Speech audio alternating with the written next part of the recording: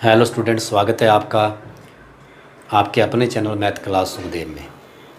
आज की वीडियो में हम 8वीं क्लास की चतुर्भुज के प्रकार प्रश्नावली करेंगे तीसरी। तो आज की वीडियो में हम चतुर्भुजों के प्रकार के बारे में बात करेंगे। उसके बाद अगली वीडियो में या आज की वीडियो में कुछ सवाल भी करवाएंगे और अगली वीडियो में हम सवाल करेंगे। तो 2-3 वीडियो में हमारी ये प्रश्नावली 3-4 वीडियो में पूरी होगी। तो आपने वीडियो को पूरा देखना है, लास्ट तक देखना है, बीच में कोई भी 1 मिनट भी कुछ सेकंड भी मिस नहीं करना है। और लाइक ज़रूर करना है, शेयर ज़रूर करना है, कमेंट ज़रूर करना है। तो आइए हम तीसरी प्रश्नावली शुरू करते हैं। जैसे हम आज का हमारा टॉपिक है चतुर्भुज। 8वीं क्लास में चतुर्भुज के प्रकार के बारे में बात करेंगे हम। ये हमारी प्रश्नावली है, प्रश्नावली तीसरी 8वीं क्लास की। प्रश्नावली 3 है।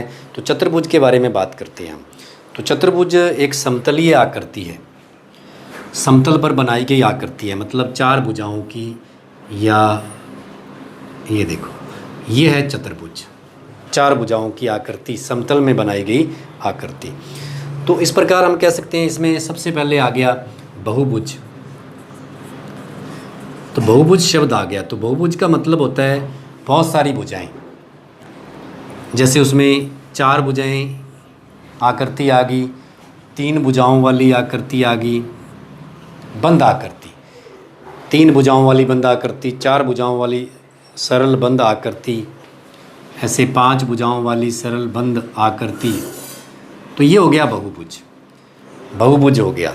तो चतुर्भुज या बहुभुज कह लो आप, एक समतलीय आकृति है, समतल में बनाई गई आकृति है। इस बात को आपने ध्यान रखना है। बहुभुजों के प्रकार। तो बहुभुजों के प्रकार में सबसे पहले आ गया हमारे पास नंबर 1 त्रिभुज आ गया। त्रिभुज, त्रिभुज में 3 भुजाएं होती हैं। त्रिभुज में कितनी भुजाएं होती हैं? 3 भुजाएं होती हैं और 3 ही शीर्ष होते हैं। शीर्ष और भुजा, 3 ही भुजाएं होती हैं और 3 ही शीर्ष होते हैं, 3 ही कोने होते हैं। तो त्रिभुज हो गया सबसे पहले, इस प्रकार से त्रिभुज। नंबर 2 आ गया हमारे पास चतुर्भुज।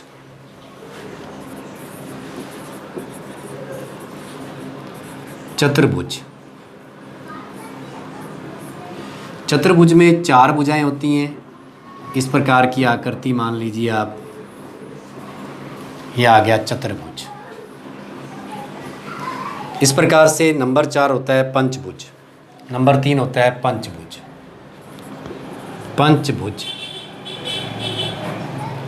पंचभुज में 5 भुजाएं होगी और 5 ही शीर्ष होगी। तो इस प्रकार की आकृति मान लीजिए आप,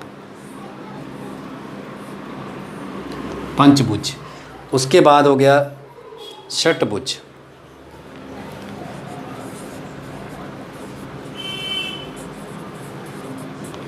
6 भुजाएं होगी षटभुज में और इस प्रकार की आकृति मान लीजिए आप, इस प्रकार की आकृति मान लीजिए 6 भुजाएं जिसमें होती हैं, षटभुज हो गया। इसी प्रकार से जिसमें 7 भुजाएं होती हैं सप्तम भुज हो गया। उसके बाद 8 भुजाओं वाला अष्टभुज हो गया, 9 भुजाओं वाला नवभुज हो गया। इस प्रकार से बहुत प्रकार होते हैं। अब इसमें बात यह है कि बहुभुजों के बहुत प्रकार होते हैं। जितनी जितनी भुजाएं बढ़ती जाएंगी तो प्रकार बढ़ता जाएगा। आपको अपना जो टॉपिक है उसकी शुरुआत बताई जा रही है। तो आपने क्या करना है, इसके बारे में पूरा समझना है। ये सारा विकर्ण क्या होते हैं, उसके बाद जब सवाल करेंगे तो ये चीज़ें अपने को चाहिए होंगी कि हमने क्या समझा है। तो अब हम विकर्ण की बात करते हैं। तो विकर्ण की बात करते हैं। तो विकर्ण में आप देखें कि जैसे मान लीजिए विकर्ण क्या होता है। विकर्ण होता है जब हम 2 सम्मुख शीर्षों को मिलाते हैं। 2 सम्मुख शीर्षों को मिलाने वाला रेखाखंड क्या कहलाता है? विकर्ण कहलाता है। 2 सम्मुख शीर्षों को मिलाने वाला रेखाखंड क्या कहलाता है? विकर्ण कहलाता है।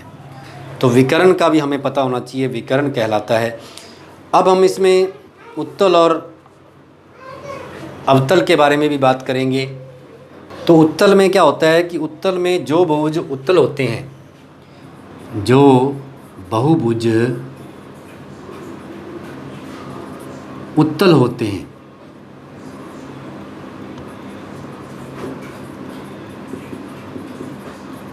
उनका कोई भी विकर्ण, उनका कोई भी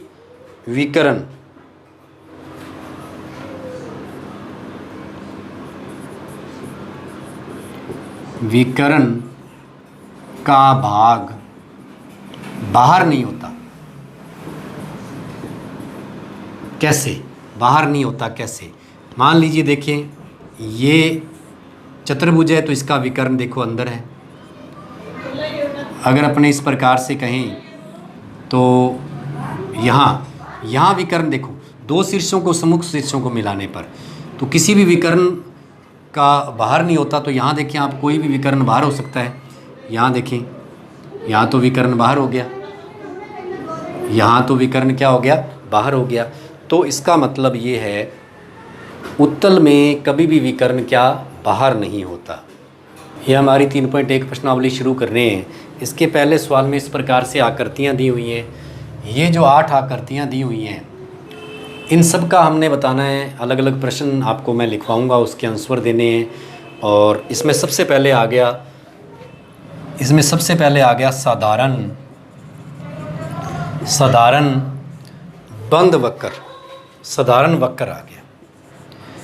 तो जो साधारण वक्र है, जिसमें ज़्यादा सिंपल जो वक्र है, उसके बारे में बताना है। कौन कौन सी आकृतियाँ साधारण वक्र हैं, तो अपने इसमें देखते हैं साधारण वक्र कौन कौन सा है। सबसे पहले हम लिखते हैं, यहाँ पे देखिए, पहला साधारण वक्र है, 4 भुजाएं, 5 भुजाएं हैं इसमें। नंबर 1 साधारण वक्र हो गया। फिर नंबर 2 4 भुजाएं हैं, साधारण वक्र। नंबर 3 साधारण वक्र नहीं है। और उसके बाद नंबर 4 भी साधारण वक्र नहीं है। उसके बाद नंबर 5 साधारण वक्र है, क्योंकि इस प्रकार से देखिए आप, वृत्त बना हुआ है, साधारण वक्र है, ज़्यादा लाइनें नहीं है। देखिए आप, यहाँ डबल हो गया। अब देखिए यहाँ पे नंबर 5 भी साधारण वक्र है और नंबर 6 भी साधारण वक्र है, यहाँ पे देखें आप, और 7 भी साधारण वक्र है। तो इस प्रकार से साधारण वक्र में इनमें से कौन सी आकृतियाँ आ रही हैं? फर्स्ट, सेकंड, 5वीं, 6ठी और 7वीं, ये साधारण वक्र हैं। उसके बाद हम साधारण बंद वक्र की बात करें तो साधारण बंद वक्र में भी यही आएंगी। साधारण बंद वक्र कह लो या साधारण वक्र कह लो, एक ही बात है। तो इसमें भी यही पांचों आएंगी। पहला साधारण बंद वक्र है, दूसरा भी साधारण बंद वक्र है, 5वां भी साधारण बंद वक्र है, 6ठा भी साधारण बंद वक्र है और 7वां भी साधारण बंद वक्र है। तो ये हमारे 2 सवालों के आंसर हो गए। अब तीसरा सवाल है बहुभुज। तो हम लिखते हैं बहुभुज। तो बहुभुज में तीसरा पॉइंट है हमारा बहुभुज।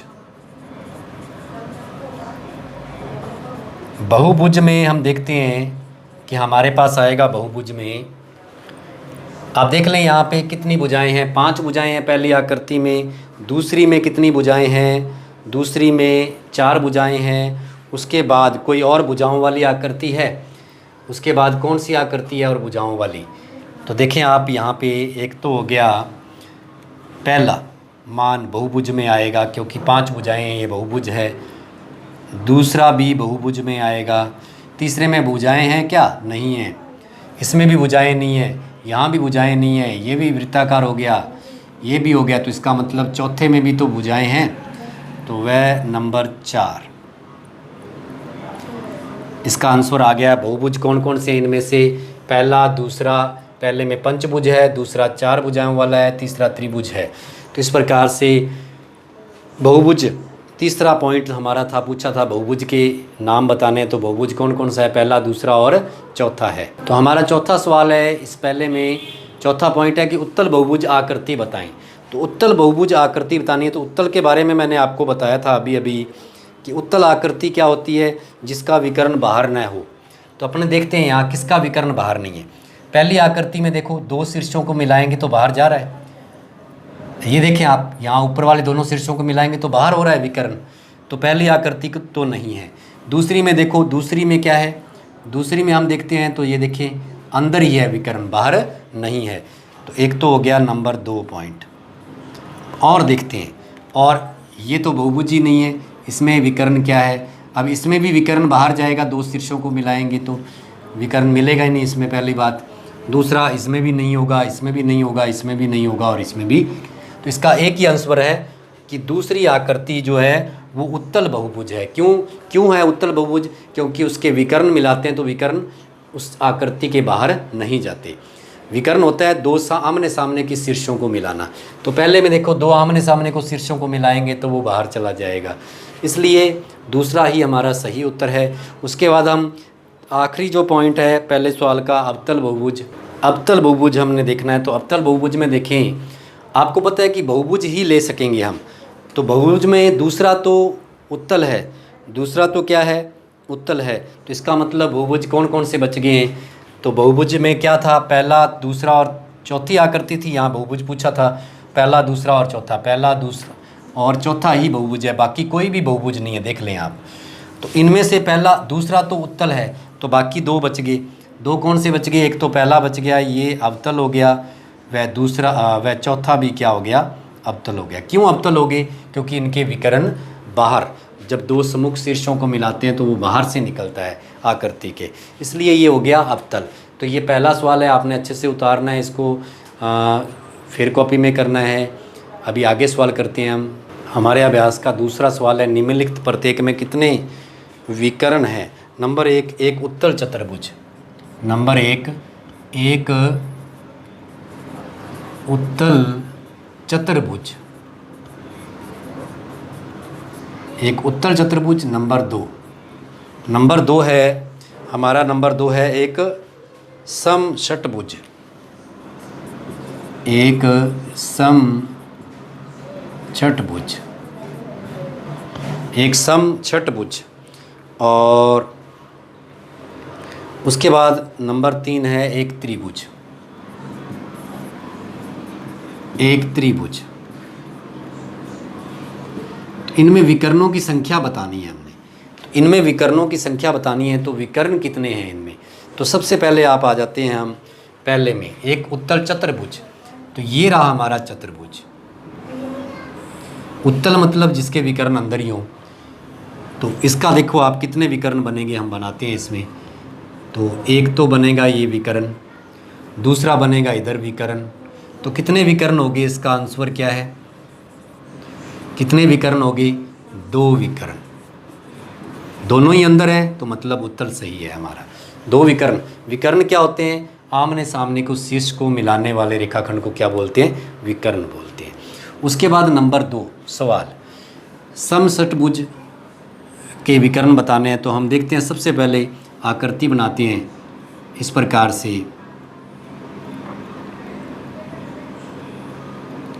इस षटभुज की आकृति बनाएंगे हम, इस प्रकार से बनाते हैं हम। ये बना दी हमने समषटभुज की आकृति। देख लें आप, 1 2 3 4 5 6, 1 2 3 4 5 6। तो समषटभुज बन गया हमारे पास। तो 6 भुजाएं हैं इसमें। अब इसके विकर्ण, आमने सामने के विकर्ण बनाते हैं हम। एक विकर्ण, ठीक है, दूसरा विकर्ण, ठीक है, तीसरा विकर्ण, ठीक है। अभी और कौन सा विकर्ण है? ये हो गया 1 2 3 हो गया। अभी और देख लें आप, और विकर्ण बनाते हैं हम, सीधा भी मिल जाएगा ये। 4 विकर्ण हो गया, यहाँ 5 विकर्ण हो गया। अब देखें आप, इस प्रकार से भी मिलेगा ये, 6 विकर्ण हो गया। यहाँ भी सम्मुख शीर्ष मिल जाएंगे, 7 विकर्ण हो गया। यहाँ भी मिल जाएगा 8 विकर्ण हो गया, और यहाँ भी मिल जाएगा 9 विकर्ण हो गया। तो इस प्रकार इसमें अगर सम्मुख शीर्षों को मिलाएं तो 9 बार रेखाखंड बनता है। मतलब इसका आंसर आ जाएगा हमारा 9 विकर्ण।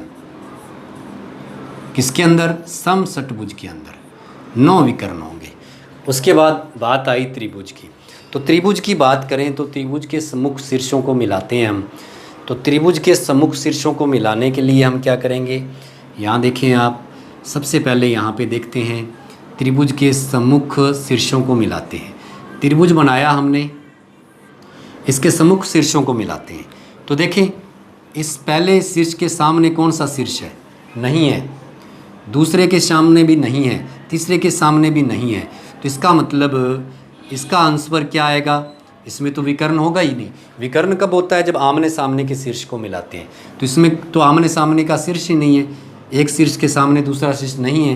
तो इसका मतलब इसमें विकर्ण क्या होगा? जीरो विकर्ण होगा। इसमें क्या होगा? जीरो विकर्ण होगा। तो इस प्रकार से आपने इस प्रश्नावली की शुरुआत करनी है। 3.1 प्रश्नावली चल रही है हमारी 8वीं क्लास की। प्रत्येक वीडियो को पूरा देखना है आपने, और कल की वीडियो में हम इसके आगे के सवाल करेंगे। तो आज हमारे 2 सवाल हुए हैं, कल हम इसके आगे के सवाल करेंगे, जैसे तीसरा, चौथा, और इस प्रश्नावली को पूरा करेंगे हम। तो आपने हर रोज़ वीडियो देखना है। धन्यवाद।